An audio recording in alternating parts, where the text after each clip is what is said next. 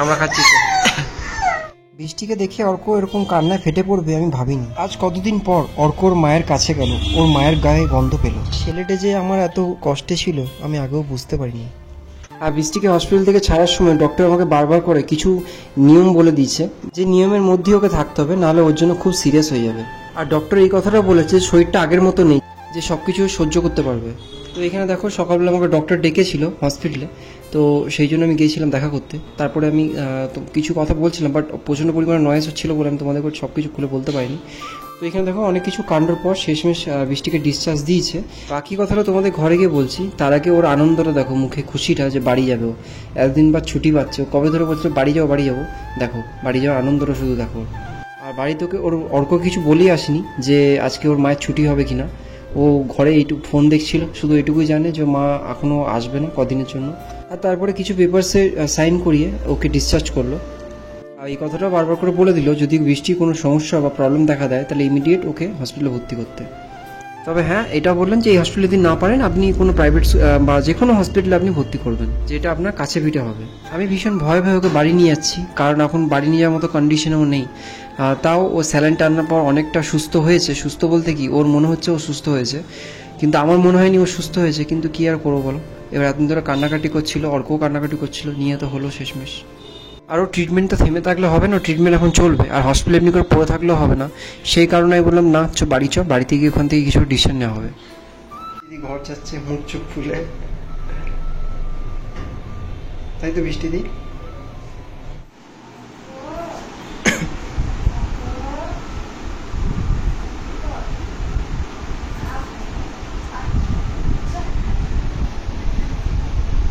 আমি অর্ক একটু বাইরে বেরোবো, আর একটা সারপ্রাইজ আছে আমার দেবো। প্রথম কথা, অর্ক বৃষ্টির কাছে আসতেই চাইছিল না, প্রচণ্ড পরিমাণে রাগ করছিল। বলছিল আমি যাবো না তোমার কাছে, তুমি আমাকে বলে গেছো যে একদিনে যাবো, চলে আসবো, তারপরে তুমি এলে না কেন, এইসব নিয়ে। তারপরে ওকে দেখো বলছিলাম, তারপরেও গেল মায়ের কাছে, মুখে আঙুল ঢুকে চুপটি করে মায়ের কোলে গিয়ে শুয়ে পড়লো। এই মনে হয় প্রথম দুজনকে ছেড়ে এতদিন ছিল, নাহলে কোনোদিন আজ অবধি এই মা ছেলে কোনোদিনও আলাদা থাকেনি। আর এখানে বৃষ্টির আমি অর্ককে দেখে খুবই ইমোশনাল হয়ে পড়েছিলাম, কারণ ওই ছোটো ছেলেটা প্রচণ্ড পরিমাণে এই কদিন কষ্ট পেয়েছে।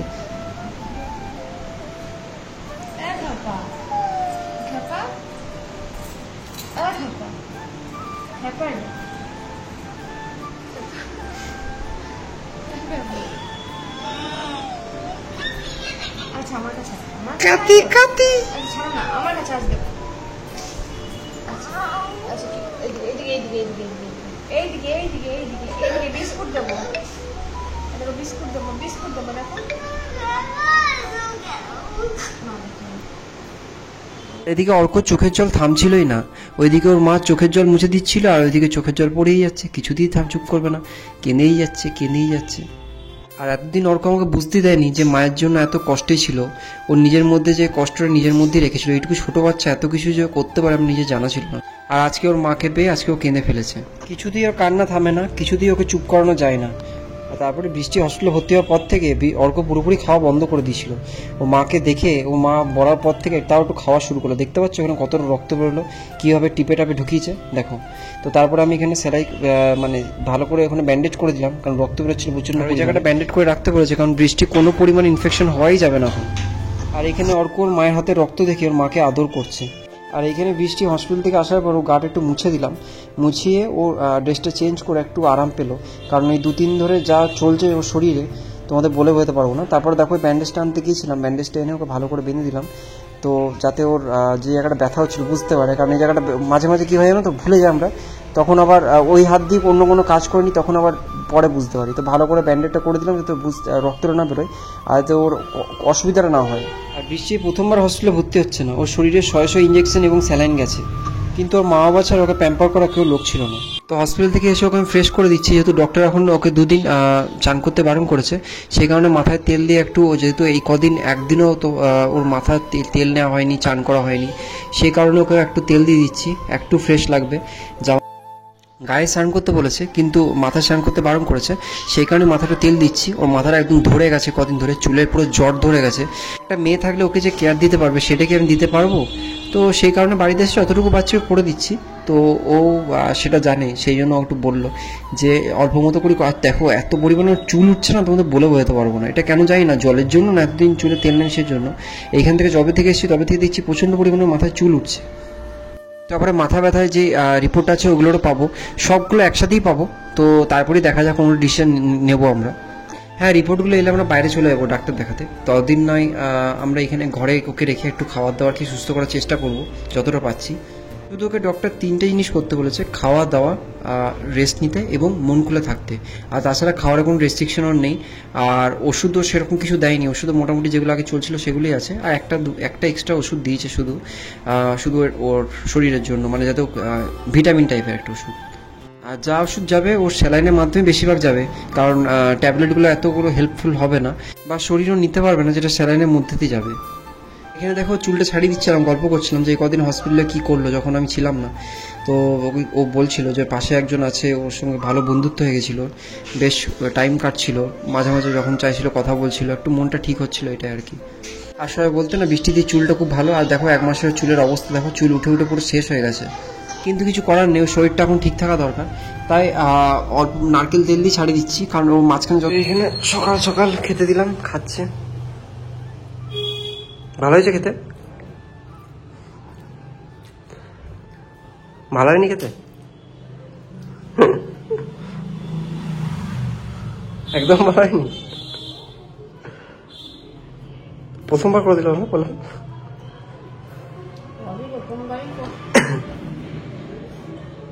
শিখে গেলাম পোলাও করে, এতদিন সবাইকে বলতাম পোলাও করে দাও পোলাও করে দাও, এখন নিজেই শিখে গেলাম। হ্যাঁ, ভালো হয়েছে, সত্যি ভালো হয়েছে। চলো খেয়ে নাও। আর এটা টিচার্স ডে অর্কর স্কুলের ওইখানে আমাকে আর বৃষ্টিকে একসাথে যাওয়ার কথা ছিল, কিন্তু বৃষ্টিতে যেতে পারিনি, বৃষ্টি হসপিটালে ছিল তখন, তাই আমি গেছিলাম। আর আমার জন্য আর বৃষ্টির জন্য অর্ক কার্ড বানিয়েছিল, গিফট দিয়েছিল, খুব সুন্দর একটা গিফট বানিয়েছিল অর্ক। তো আমি গিয়েছিলাম, নিয়েছিলাম। তো আমি এই অর্ককে বলেছিলাম যে মা এলে মাকে দিবি। ছুঁড়ে দেয় এমনি করে।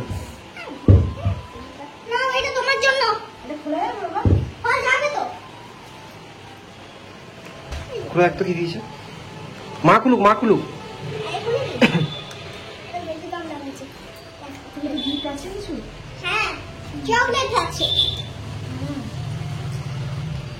কাঁচা ম্যাঙ্গো বাইট না তুমি? বাহ, খুলে রাখো। কি আছে এটা? খুলে দিই। আর এটা কি আছে দেখো। আর এখানে অনেক হাবাস। এটা দেখো, ফাদার্সটা আমি খুলবো। আমি নেবো না বলেছি তো, আমি নেবো না। এটা বলি না, আমি নেবো। এই যে খুলে রাখো, প্রচুর ভালো আছে।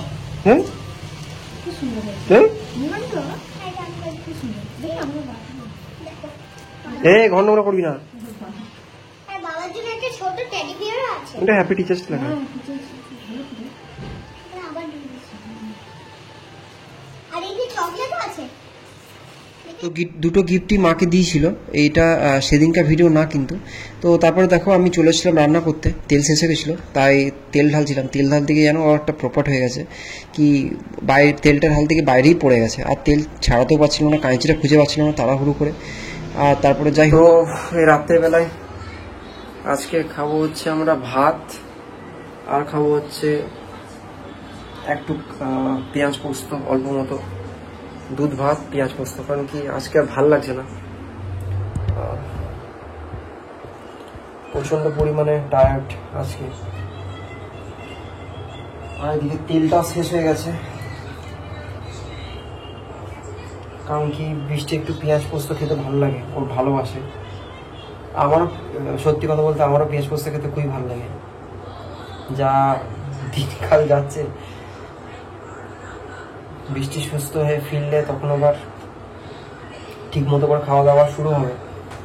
বাট একটা কথা কি জানো তো, খাবার দাবার আর মন যদি খুশি থাকে না, আর খাবার দাবার যদি মানুষে ঠিক করে খায়, তাহলে আশা করছি কোনো মানুষের রোগ ব্যাধি হবে না।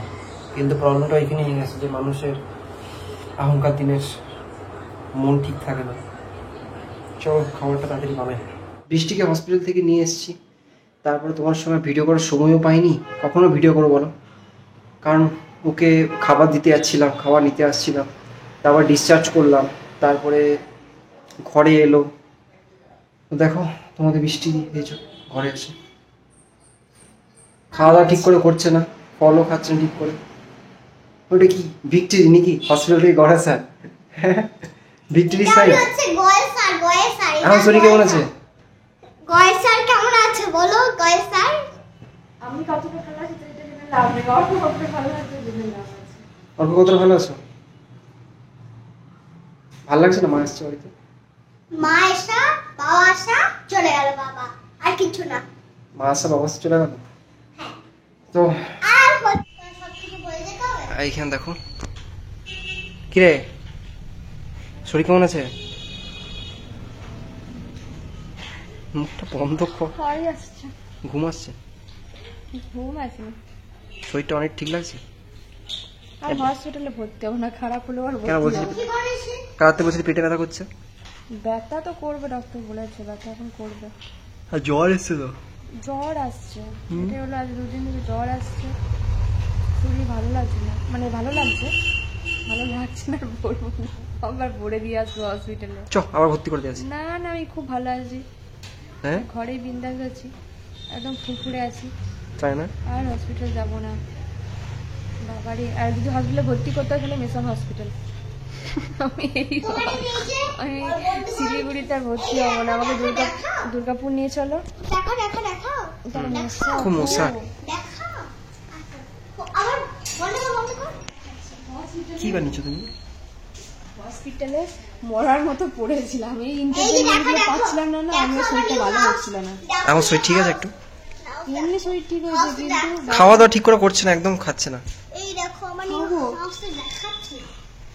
খাবো ঠিক টাইমে খাবো। নেই ও যদি এই তো কালকে এসছি, কাল আজ বল। কাল আর আজ নিয়ে দুদিন, তার মধ্যে ডাক্তার বলেছে আসার পর জ্বর আসবে, গা হাতে ব্যথা করবে, কারণ ওষুধ চলেছে না এত এত, আর টোকা লাগবে, সবার শুধু ঘুম আসছে।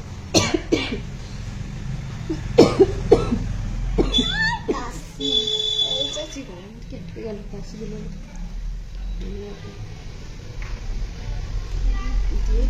দিয়ে বলো। আমাদের ভালোই কাটছিল ঘরে, তুমি ছিলে না। তা তো ভালো কাটবে, ঘরে যখন শাসন চলে যায় না তখন শাসনহীন রাজ্য কিরকম হয় সেরকম, আবার শাসন করবার চলে এসছে, তাই না? আবার কি প্রচুর গায়ে র্যাশ বেরিয়ে গেছে, প্রচুর র্যাশ বেরিয়ে গেছে। আরে ওটা আমার তিল, প্রচুর গায়ে র্যাশ বেরিয়ে গেছে, প্রচুর মানে পুরো সরকারি হাসপাতালের এক্সপিরিয়েন্স কিরকম? একজন দেখলাম কমেন্ট করেছে, বলছে নাকি সে পরিষ্কার পরিচ্ছন্ন খুব ইয়ে করে। কে বলেছে পরিষ্কার একজন পরিচ্ছন্ন? কমেন্ট করেছিল। আমি নিজের দিক থেকে দাঁড়িয়ে বলবো সরকারি হসপিটাল কিরকম আর হবে, সবাই তো ওখানে ভর্তি হচ্ছে না, তবে হ্যাঁ পরিষ্কার পরিচ্ছন্ন একদমই না, এটুকু আমি বলবো। ওয়ার্ডের মধ্যে বিড়াল উঠে যাচ্ছে, সেগুলো কত ক্রিটিক্যাল পেশেন্ট রয়েছে বলতো, কিছু না কিছু নিয়ে তো সবাই ভর্তি হয়েছে বলো। এইটাই তো মজা। কিন্তু ব্যাপারটা হচ্ছে না যা নাচতে ব্যবহার পরিষ্কার পরিচ্ছন্ন নেই, জানো তো, মানে পুরো একটা পরিষ্কার পরিচ্ছন্ন নেই। তারপরে আমি যাদিন ভর্তি ছিলাম ততদিন কোনো ড্রেস চেঞ্জ করে দিল না কেউ, এবার ফিমেল বেডে তো তুমি গিয়ে চেঞ্জ করাতে পারবে না, আমাকে শুধু না মানে কাউকে না, এবার যাদের বাড়ি থেকে মেয়েরা গেছিল তাদের হয়তো করে দিয়েছে একটা টাইম নিয়ে গিয়ে বাথরুমে। কেন এদিকে টাকা দিচ্ছিল, টাকা নিচ্ছিল যে আমি দিলাম যে না টাকা দিয়েছে তো কি হয়েছে, চললো ওরা করা, টাকা দিয়েছিলাম, কাজ ইয়ে করছিল ঠিক করে সবকিছু। ওই তো এসে করে একবার ওই স্লাইন চেঞ্জ করে দিচ্ছে, ইঞ্জেকশন স্লাইন ইয়ে করে দিচ্ছে, সারাদিন কোনো নার্সদের পাত্তা নেই, নার্সদের, যেটুকু করছে মাসিরাই করছে। নার্সরা সকালবেলায় একবার এসে ওই দেখেছে, ডাক্তারদের সাথে একবার করে আসে, একবার করে রাউন্ড মেরে যায়। ডক্টররা ভালো, ডাক্তার ভালো, কিন্তু দেখবার লোক নেই বলে আসলে আমি কোনো সরকারি হসপিটালে ভর্তি হইনি। সেই ক্লাস ছোটবেলাতে একবার হয়েছিলাম ফুল ট্রিটমেন্টের জন্য, সেই একবার ডিএসপিতে হয়েছিলাম মায়ের সাথে, তাও তখন খুব ছোট ছিলাম, অত তো জানি না। আবার মাকে ডাকি, মায়ের সাথে আবার ভর্তি হয়েছে। আমি মায়ের সাথে তুই তখন কোথা থেকে আসবি? এবারে এবারে মায়ের সাথে মা মেয়েকে দেখবে, মেয়ে ছেলেকে দেখবে। আমি যখন ছোট ছিলাম তখন আমার শরীর খারাপ তিনটে হয়েছিল ফরিদপুরে, তখন ওকে দেখতে এসে গেছিল বাবা। তবে তিনটে- অনেকে বলবে যে তোমরা প্রচন্ড পরিমাণে কমপ্লেন করো, কিন্তু দেখো সত্যিটা সত্যি, ঠিক আছে? এখন যা চারিদিকের অবস্থা চলছে, তাতে সত্যি বলতে হয়তো সবাই পারেন না, যেটা সত্যি সেটা। হসপিটালে দেখার কেউ নেই না, মেন হচ্ছে খুব খারাপ অবস্থা। হসপিটাল পরিচালনা করার কেউ নেই, পরিচালনা করার কেউ নেই। নাহলে সরকারি নিজে হাসপাতাল, যা নিজের মর্জি খুশি মতো করে, নাহলে সরকারি হাসপাতাল হয় না। না হয় না তো, জানি তো না। ডক্টর কিন্তু খুব ভালো আছে, সত্যি খুব ভালো আছে। মানে আমাকে যতজন, মানে অনেকদিন ডক্টর মিলে দেখছিল নানা রকম ভাবে। প্রাইভেটে থেকে বলবো আমি সরকারি হাসপাতাল, হ্যাঁ হ্যাঁ, ডক্টর খুব ভালো আছে, জানি তো। ডক্টর খুব ভালো আছে। দেখাশোনা কেউ করা কেউ নেই না। কিন্তু কি বলতো, মানে একটা কি জানো তো, সরকারি হসপিটালে ট্রিটমেন্ট করাতে গেলে প্রচুর অপমান সহ্য করতে হয়। মানে এমন ভাব চাপ করে না, মনে হয় যেন ওদের মানে ওদের সম্পত্তি, আমরা ওদের সম্পত্তির মধ্যে যেন ভাগ বসাতে গেছি, এরকম ট্রিটমেন্ট কর, মানে এরকম, মানে কিছু কিছু সরকারি ব্যাপারটা সব জায়গায়, সরকারি ব্যাপারটা মানে এরকম হচ্ছে ব্যাপার।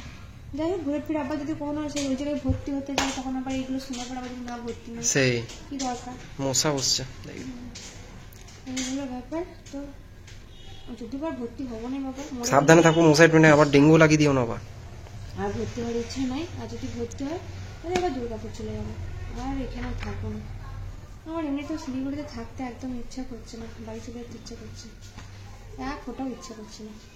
আমারও ইচ্ছে করছে না। এগুলো ব্যাপার। তো বৃষ্টিকে হসপিটাল থেকে ছাড়ছিল না ডক্টর, এক প্রকার বাধ্য হয়ে ওকে ছাড়লো। কারণ কি, যেহেতু ঘরে বাচ্চা আছে, দেখার কেউ নেই, সেই